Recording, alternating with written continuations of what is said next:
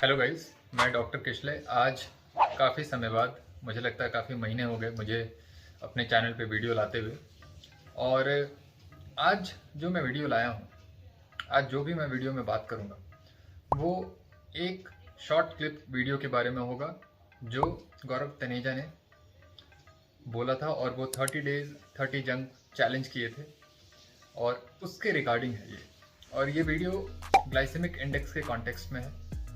कैसे वो बता रहे हैं इस वीडियो में कि वो सिंपल कार्ब्स को कॉम्प्लेक्स कार्ब्स में कन्वर्ट कर पाते हैं। तो सिंपल सा हैक उन्होंने बताया है, और उसमें वो ये बता रहे हैं वो ऐसा करने से उनका ग्लूकोज स्पाइक नहीं हुआ जैसे ही वो ये हैक को अप्लाई किए।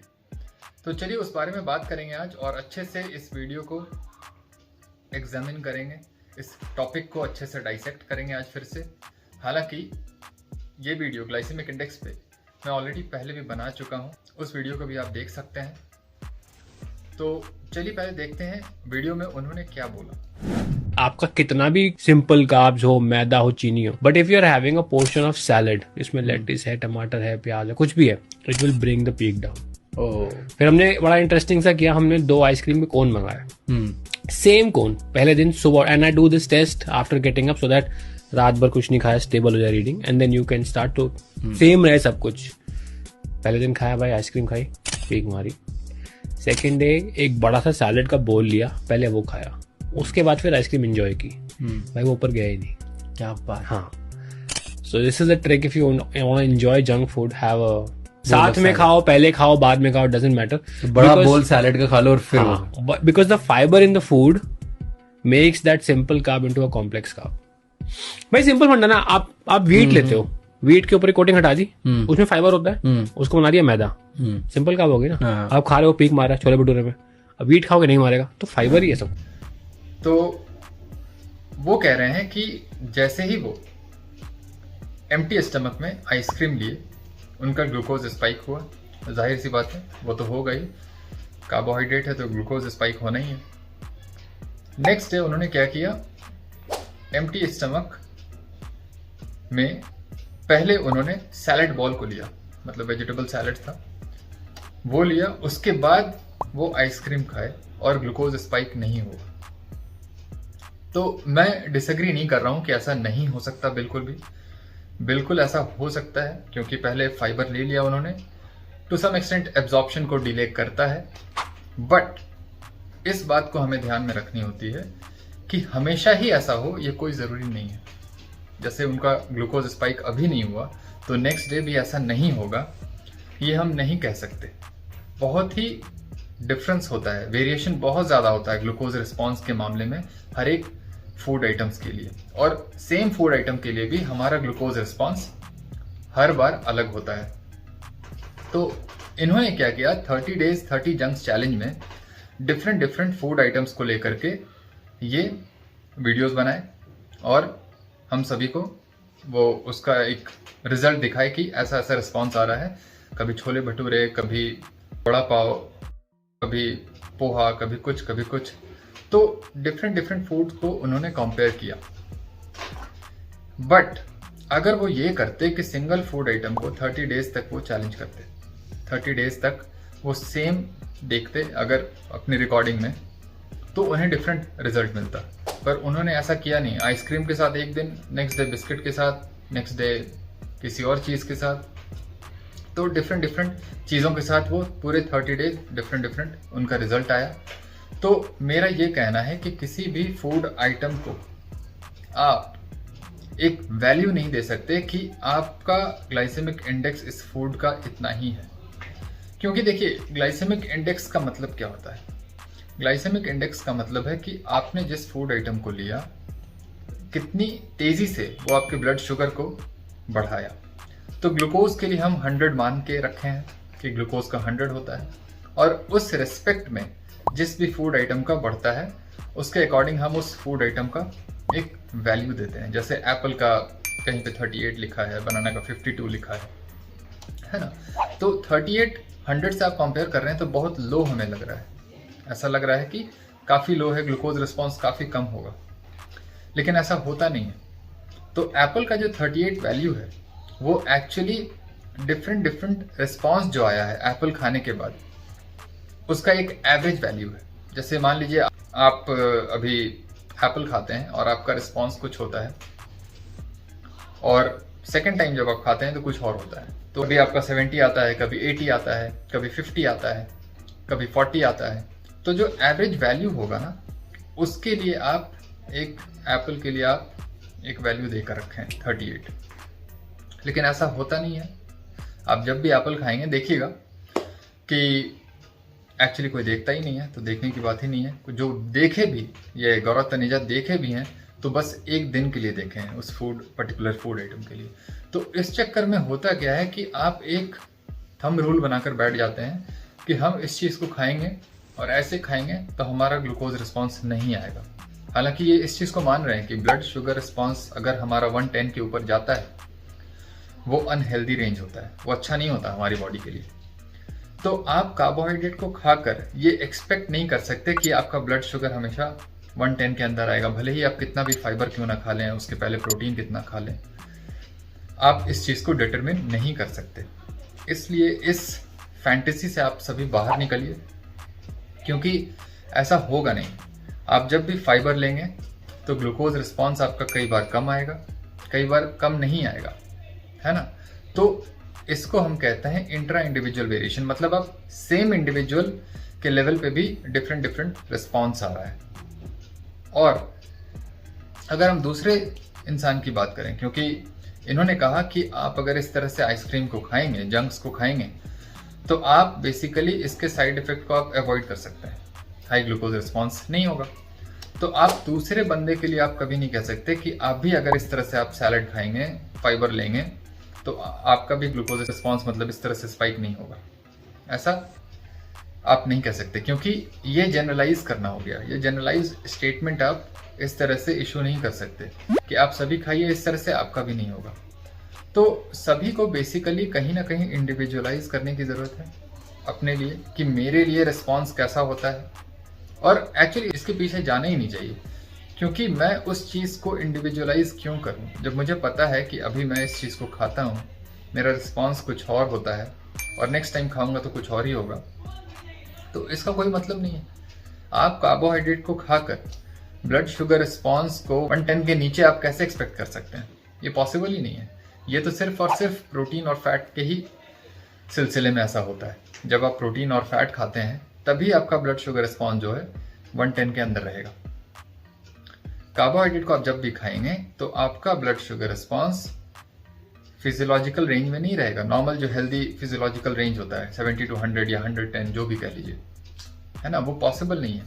क्योंकि कार्बोहाइड्रेट जिस तरह से हम मैन्युफैक्चर्ड फॉर्म में खाते हैं, जो भी हो, चाहे वो राइस हो, व्हीट हो, वो होल ग्रेन्स ही क्यों ना हो, क्योंकि ये हमारा फूड नहीं है ना, हम इसको खाकर इवॉल्व किए नहीं। तो हम इसको खाकर हम ये सोचे कि हेल्दी रह लेंगे या ब्लड शुगर रिस्पॉन्स हमारा नहीं आएगा, उसके पहले हम रॉ सैलड खा लें, कुछ खा लें, ऐसा नहीं होगा। क्योंकि इस तरह से हमने कभी भी अपने ईटिंग पैटर्न को रखा नहीं है। तो ये बिल्कुल गलत है इस तरह से सोचना। तो ग्लाइसेमिक इंडेक्स को ऑलरेडी मैं डिस्कस कर चुका हूँ अपने प्रीवियस वीडियो में, जाकर देख लेना उस वीडियो को।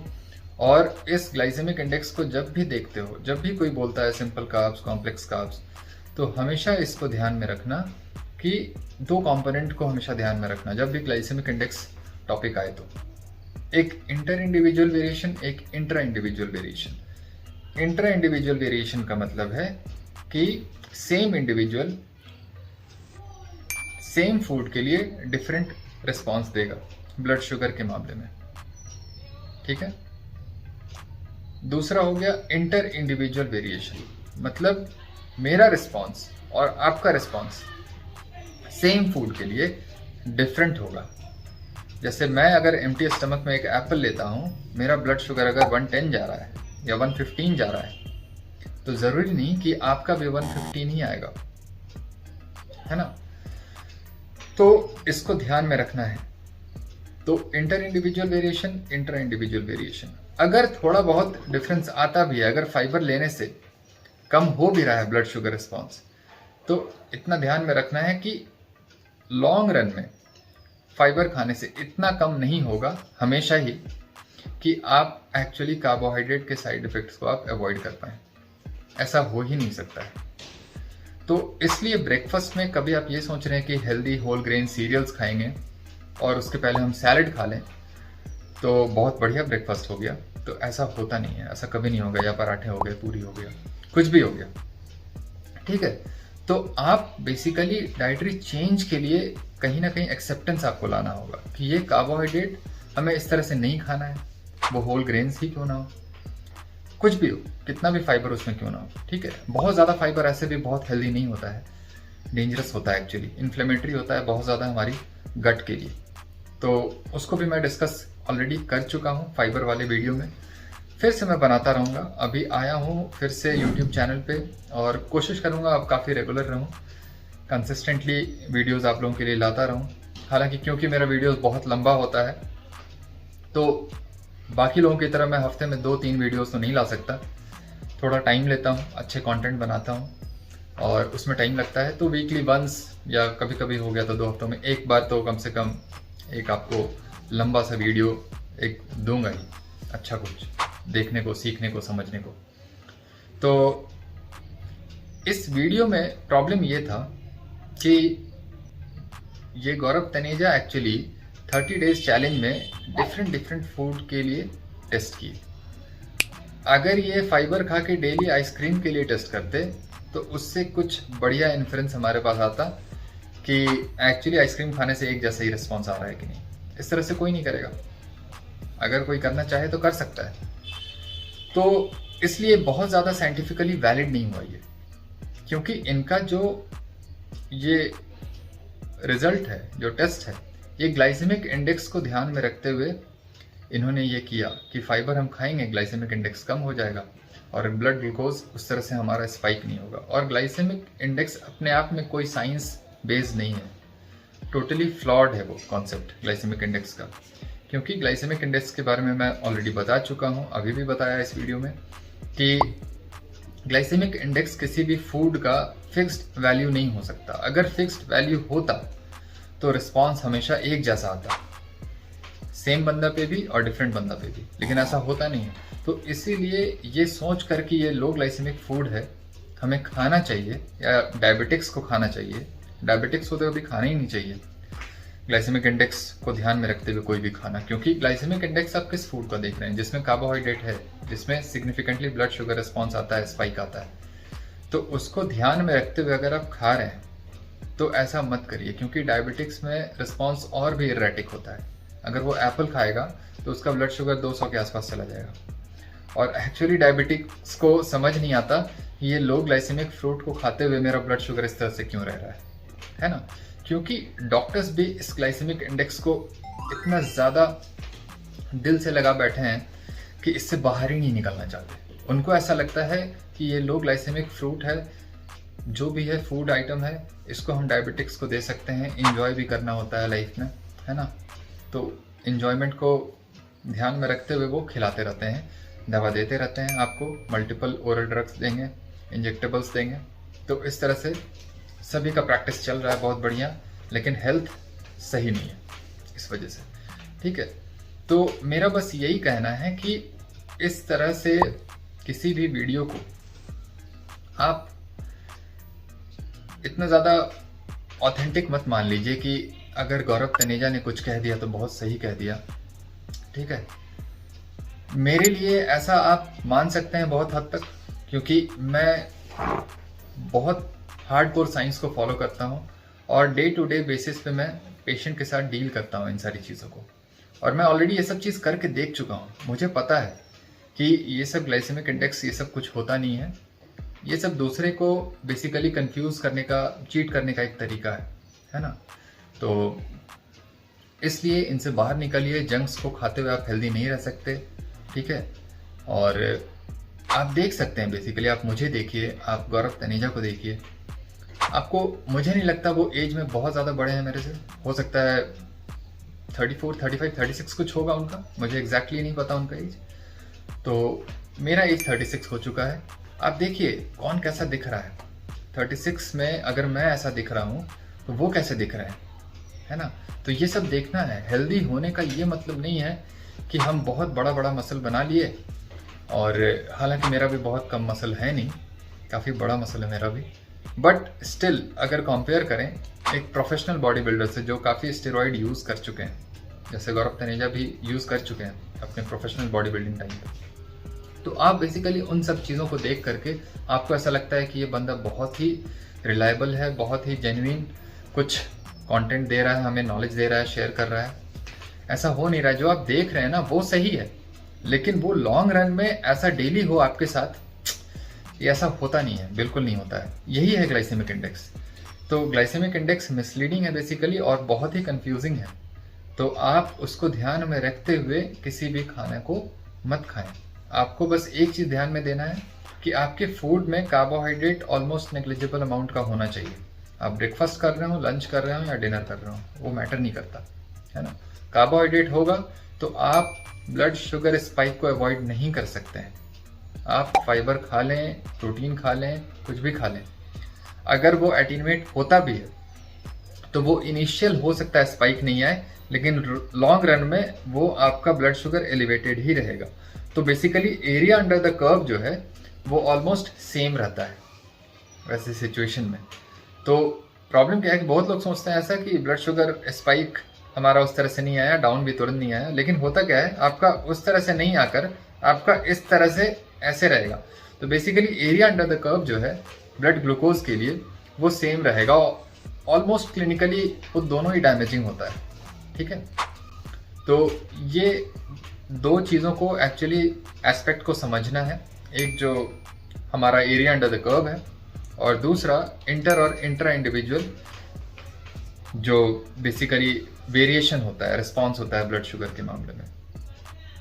तो आई होप कि इस वीडियो से आप कुछ सीखे, कुछ जानने को आपको मिला, और इसी तरह से आप इस वीडियो को शेयर करिए बाकी लोगों से, क्योंकि देखिए गौरव तनेजा, ये जितने भी बड़े बड़े हेल्थ फिटनेस ये सब कोच हैं ना, ये इन्फ्लुएंसर्स हैं, इनको लोग बहुत ज़्यादा फॉलो करते हैं और बहुत भगवान जैसा ट्रीट करते हैं। आप करिए, लेकिन आप अपने दिमाग को खुला रखिए, है ना। और उसके बाद आप खुद सोचिए कि आपके लिए बेहतर कौन सा है, कौन ज़्यादा बेहतर बता रहा है, मैं बता रहा हूँ या ये बता रहे हैं, ठीक है। तो आप क्या करते हैं, आप फॉलोअर्स और सब्सक्राइबर्स को देखकर आप किसी के ऑथेंटिसिटी को आप एक्चुअली डिसाइड कर लेते हैं, और इस चक्कर में बहुत ही बेवकूफ़ आप बनते हैं हमेशा ही, और इस वजह से ही आप जो है कुछ नया नहीं कर पाते, आप कुछ ऐसा कुछ नहीं कर पाते जिससे आपको ऐसा लगे कि ड्रास्टिकली कुछ चेंज आया मेरे हेल्थ में या फिर बॉडी कॉम्पोजिशन में। कॉन्वेंशनल चीज़ों को फॉलो मत करिए, ये सब कॉन्वेंशनल चीज़ें बता रहे हैं और उसको फॉलो करने से कुछ सही हो नहीं पा रहा है बहुत ज़्यादा, है ना। हमें एक रेडिकल चेंज चाहिए, शिफ्ट चाहिए, और वो तभी होगा जब आप एक चेंज के लिए रेडी होंगे और मेरी चीज़ों को सुनने के लिए थोड़ा सा पेशेंट होंगे। तो इस तरह से बने रहिए, सपोर्ट करते रहिए, और फिर मैं मिलूँगा नेक्स्ट वीडियो में, और कोशिश करूँगा ऐसे क्रिटिक वाले वीडियोज़ में बनाता रहूँ। आप लोगों का कॉन्सेप्ट भी बहुत क्लियर होगा और मुझे भी मज़ा आता है ऐसे वीडियोज़ को डाइसेक्ट करने में, एक्सप्लेन करने में। तो चलिए मिलेंगे नेक्स्ट वीडियो में। Bye bye, take care.